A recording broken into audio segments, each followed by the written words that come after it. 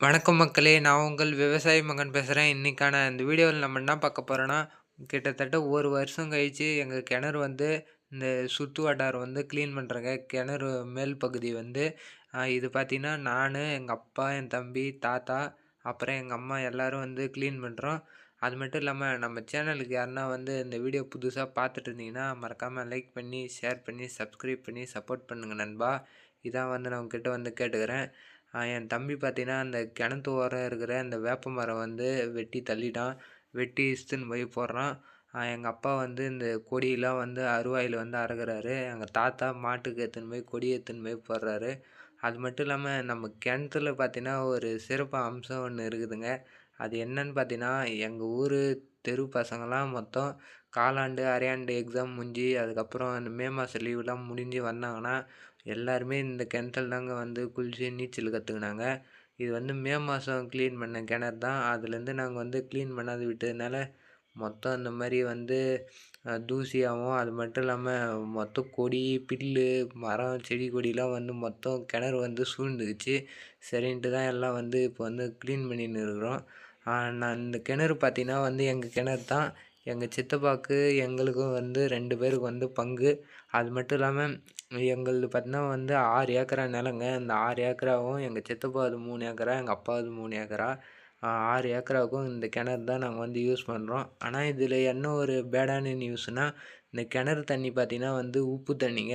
இந்த நெல் பயிறு, கரும்பு இதெல்லாம் வச்சீங்கன்னா, உப்பு தண்ணிக்கு வந்து இந்த தண்ணீல பார்த்தீங்கன்னா வந்து கருகி போயிடும்.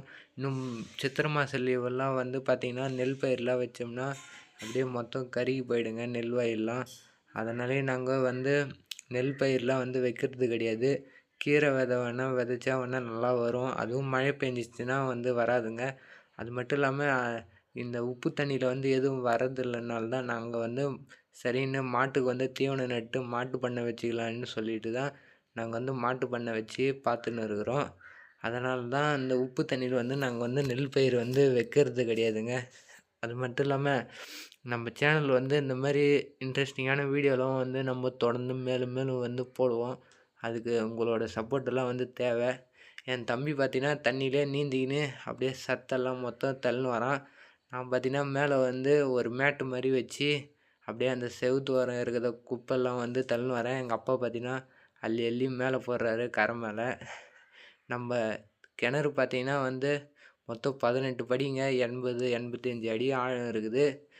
இந்த கிணறு வெட்டின புதுசுலாம் எங்க அப்பா வந்து இந்த கிணத்துல வந்து ஒரு வாட்டி தவறி கீழ விழுந்துட்டாரு. விழுந்து இடுப்புல வந்து அடிபட்டுச்சுங்க.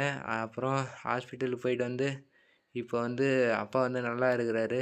ஆனா என்ன ஒண்ணு, அதிகமா வந்து ஹார்ட் ஒர்க் அதிகமா போட்டாருன்னா இடுப்பு வலிக்குதுன்னு சொல்லுவாரு அப்பப்போ.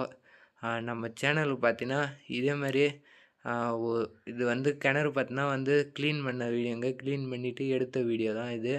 இது பார்த்தீங்கன்னா, நாங்களும் எவ்வளோ சத்தெல்லாம் வந்து அள்ளனோம். எங்களால முடிஞ்ச அளவுக்கு அள்ளி போட்டோம்.